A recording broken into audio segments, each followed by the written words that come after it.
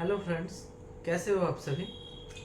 I hope आप सब बहुत बढ़िया होंगे और आपकी तैयारी जो है वो बहुत बढ़िया तरीके से चल रहा होगा। आज इस वीडियो में मैं बात करूंगा, जैसे आप लोग थंबनेल में देख ही लिए होंगे, कि जॉब लगने के बाद या आप एग्ज़ाम करने क्लियर करने के बाद जो पुलिस वेरिफिकेशन होता है उसका क्या प्रोसेस होता है, उसमें क्या क्या डॉक्यूमेंट लगता है, आपको क्या क्या डॉक्यूमेंट प्रिपेयर करके रखना पड़ेगा, इस सब के बारे में मैं इस वीडियो में बात करूंगा। तो मैं हूं अनिर्बान पाल और मैं अभी इंस्पेक्टर एग्जामिनर में वर्किंग हूं इन कलकत्ता कस्टम्स। तो चलिए इस वीडियो को शुरू करते हैं। इस वीडियो को शुरू करने से पहले मैं बता देना चाहता हूँ, जो पुलिस वेरिफिकेशन होता है गवर्नमेंट जॉब में वो दो तरीके से होता है। एक तो होता है कि आपका जॉब लग गया, आपका ज्वाइनिंग हो गया, उसके बाद आपका पुलिस वेरिफिकेशन हो, या आपका जॉब आप एग्ज़ाम क्लियर कर लिए उसके बाद आपका पुलिस वेरिफिकेशन हुआ, उसके बाद आप ज्वाइन कर रहे हैं। तो सेंट्रल गवर्नमेंट का ज़्यादातर डिपार्टमेंट में जो है आप पहले ज्वाइन कर लेते हैं, ज्वाइन करने के बाद आपका पुलिस वेरिफिकेशन होता है।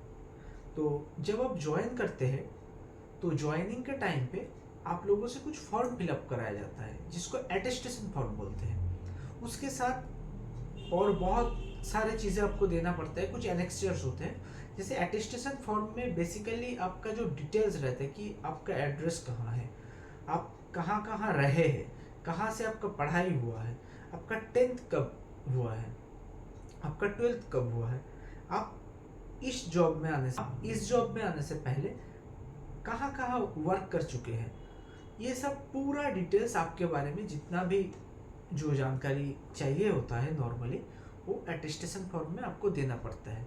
अगर आप बोलिएगा तो इसके बाद मैं अटेस्टेशन फॉर्म को कैसे फिल करता है, एक अटेस्टेशन फॉर्म लेके मैं उसको फिल करके आपको दिखा दूंगा। तो जब आप अटेस्टेशन फॉर्म डिपार्टमेंट में जमा करते हैं उस पर लिखना पड़ता है कि आपका जो डीएम ऑफिस है वो डीएम ऑफिस कौन सा है।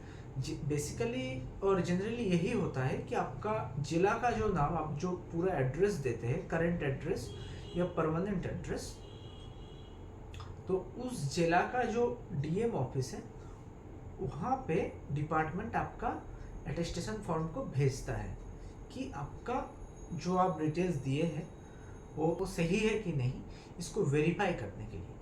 तो जब डीएम ऑफिस में आपका फॉर्म पहुंच जाता है उसके बाद डीएम ऑफिस से आपका जो घर का नज़दीक जो पुलिस स्टेशन है या डीआईबी ऑफिस है वहाँ पे आपका, या एसपी ऑफिस जो है, जनरली एसपी ऑफिस में ही भेजते हैं फॉर्म को।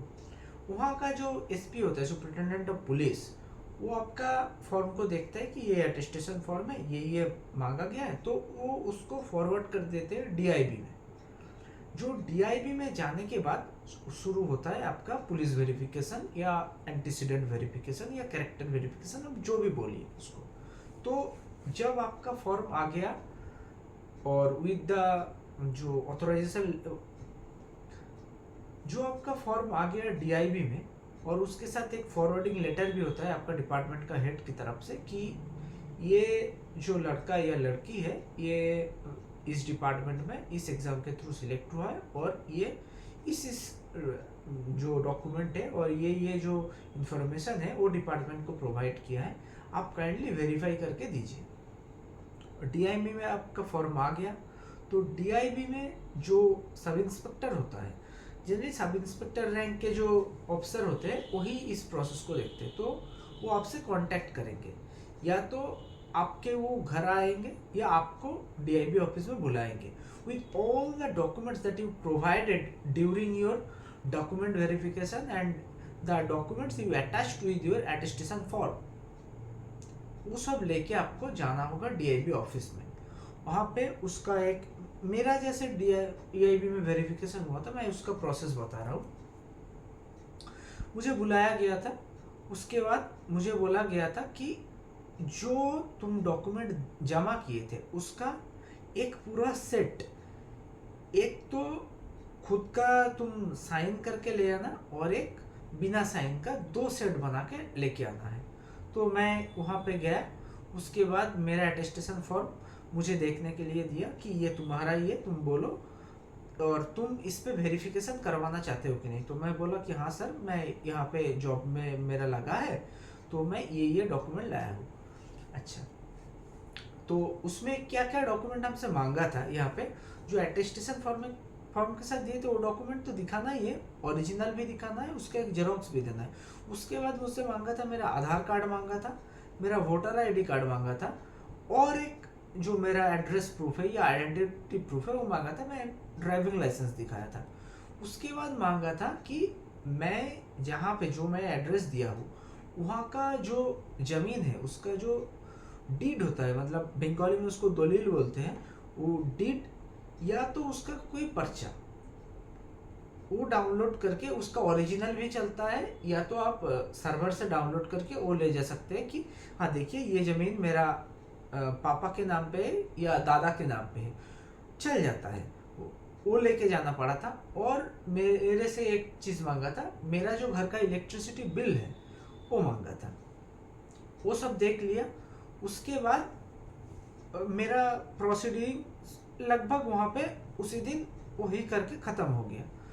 उसके बाद मतलब वेरिफिकेशन डिपार्टमेंट में जो प्रोसीडिंग मुझको पता चला है कि कैसे होता है, तो मैं जो डॉक्यूमेंट दिया वो उसको वेरीफाई करते हैं। जैसे वेस्ट बंगाल में क्या है कि बांग्लार भूमि करके एक ऐप है, तो वहाँ पे चेक किया जा सकता है कि हाँ ये जो पर्चा दिया है ये सही है कि नहीं, इसका सच में एड्रेस यहीं का है या नहीं।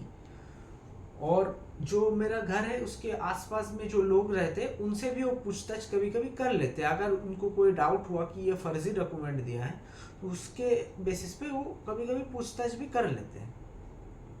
तो करने के बाद, और किसी किसी डिपार्टमेंट में ऐसा भी होता है कि किसी किसी जगह का जो डीआईबी है वो क्या बोलता है कि तुम्हारा जो 2 नेबर है उनका राइटिंग में तुम हमको दो कि ये यही पे रहता है, इतना दिन से यही रह रहा है, इसका जो कैरेक्टर है हमारी नॉलेज में अच्छा है, ये देना पड़ता है।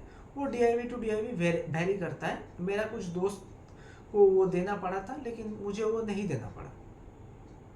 तो उसके बाद क्या होता है, जो कंसर्न जो डीआईबी है वो जाता है मेरा स्कूल में जाके मैं वहाँ पे दिया था कि मैं 10th इस साल में पास किया हूँ और इतना से इतना दिन तक मैं इस स्कूल में पढ़ा हूँ। तो वो वेरीफाई करता है स्कूल में, स्कूल का जो रजिस्टर होता है वहाँ से वेरीफाई करते हैं। और हेड टीचर जो होता है उनको एक लेटर में लिख के देता है कि हाँ ये जो है ये इस स्कूल से इस साल से इस साल तक पढ़ा है। वो लेटर लेके वो चला जाता है। उसके बाद जाता है वो लोग मेरा कॉलेज में भी सेम प्रोसीडिंग्स चलता है। फिर जाते हैं मेरा यूनिवर्सिटी में। जैसे मेरे मामले में क्या है, मैं पोस्ट ग्रेजुएट हूँ, तो मेरे मामले में मेरा यूनिवर्सिटी में भी गया था वेरिफिकेशन के लिए। ये मुझे बाद में पता चला। तो वेरिफिकेशन वहाँ भी हो गया। वहाँ पे जस्ट कोई ज़्यादा फॉर्मेलिटीज़ नहीं होता है, बस लिख के देना होता है कि हाँ ये इस साल से इस साल तक यहाँ पे पढ़ा है और हम लोगों की जो यहाँ पे रिकॉर्ड्स है उसके अकॉर्डिंग इसका जो कैरेक्टर है वो अच्छा है, ये लिख के दे देता है। उसके बाद क्या था, मेरा टेक्निकल रेजिग्नेशन था। और इससे पहले मैं 3 डिपार्टमेंट में काम किया हूँ, एक में नॉर्मल रेजिग्नेशन था और दोनों में टेक्निकल रेजिग्नेशन। तो वो तीनों चीज़, एक बात आप याद रखिएगा कि अटेस्टेशन फॉर्म में आपका कोई भी डिटेल्स हो आप वो छुपाइएगा मत, जो डिटेल्स है एज इट इज़ उसको मेंशन कीजिए। तो मैं भी मेंशन किया था। तो उसके बाद मेरा जो 3 डिपार्टमेंट था, तीनों डिपार्टमेंट में लेटर गया था कि आप वेरीफाई करके दीजिए कि ये जो लिखा है कि इतना दिन से इतना दिन तक यहाँ पे जॉब किया है ये सही है कि नहीं। तो वो लोग भी एक लेटर दे देता है। तो जैसे हर जगह से जब लेटर आ जाता है तो डीआईबी क्या करता है, उस सब लेटर को अटैच करके एक रिपोर्ट बनाता है कि अगर किसी का कोई दिक्कत नहीं है, कोई मतलब जो डिटेल्स दिया है वो सही है, तो वो लोग एक रिपोर्ट बनाता है कि हाँ ये जो डिटेल्स दिया है ये सही है और हम ये वेरीफाई किए और वेरिफिकेशन के लिए जो हम डॉक्यूमेंट्स का सहारा लिए वो ये है बोल के जो अटैचमेंट है वो अटैच करके भेज देता है डीएम ऑफिस। अब डीएम ऑफिस में क्या होता है, डीएम ऑफिस उसी लेटर के बेसिस पे एक लेटर प्रिपेयर करता है, आप जो एड्रेस होता है आपका डिपार्टमेंट के हेड को, कि आपका इस लेटर के रिगार्डिंग हम ये लेटर भेज रहे हैं कि आप जो बोले थे कि इस लड़का या लड़की का हम लोग वेरिफिकेशन किए हैं, ये इस जगह का रहने बासिंदा है और इसका जो कैरेक्टर है, जितना हमारे पास डॉक्यूमेंट आया है उनसे ये पता चलता है कि इसका कैरेक्टर ठीक है और ये जो डिटेल्स दिया था वो भी सही है। तो ये फॉर्म जब आपका डिपार्टमेंट में चला जाता है उसके बाद आपका वेरिफिकेशन कंप्लीट हो जाता है। तो ये वेरिफिकेशन आपका जो आप जब ज्वाइन करते हैं आप परमानेंट एम्प्लॉय नहीं होते, आपका कंफर्मेशन नहीं होता है। तो ये जो डॉक्यूमेंट है पीवीआर या वेरिफिकेशन, पुलिस वेरिफिकेशन जो भी बोले, तो ये कंफर्मेशन के लिए एक मस्ट होता है, ठीक है। तो जब आपका वेरिफिकेशन प्रोसेस चल रहा है तो आप खुद से भी परसू कीजिएगा कि आपका लेटर कहाँ तक गया है, जहाँ पे लेटर गया है वहाँ पे आप बात कीजिए कि जल्दी करवा दीजिए थोड़ा, क्योंकि जितना जल्दी ये आपका डिपार्टमेंट में पहुँच जाएगा, आपका मान लीजिए कि 2 साल का प्रोबेशन पीरियड है, तो 2 साल के अंदर आपका वेरिफिकेशन जो है वो होके पहुंचा नहीं आपका डिपार्टमेंट में, तो आपका डिपार्टमेंट क्या करेगा, आपका जो कंफर्मेशन है कुछ और दिन के लिए डिले कर देगा नेक्स्ट डीपीसी तक। अब नेक्स्ट डीपीसी साल में एक बार भी हो सकता है, महीने में एक बार भी हो सकता है, या 3 महीने में भी एक बार हो सकता है। तो आपका अनसर्टेन हो गया कि आप कंफर्मेशन आपका कब होगा। तो इसलिए जब आपका वेरिफिकेशन चल रहा है तो मेरे ख्याल से आपको जाके एक बार परसू करना चाहिए, आपका लेटर कहाँ पर पहुँचा ये सब देखना चाहिए। और देखने के बाद थोड़ा जल्दी, जितना जल्दी आप परसू कीजिएगा आपका काम उतना जल्दी होगा। तो ये करके आप भेज दीजिएगा अपना डिपार्टमेंट में, मतलब बोल के।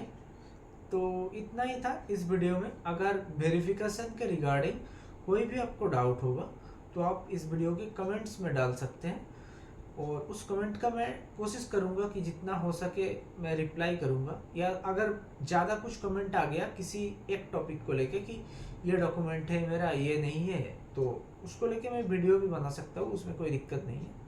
तो इतना ही है इस वीडियो में। Thank you for watching this video. Please do like, share and subscribe. Thank you.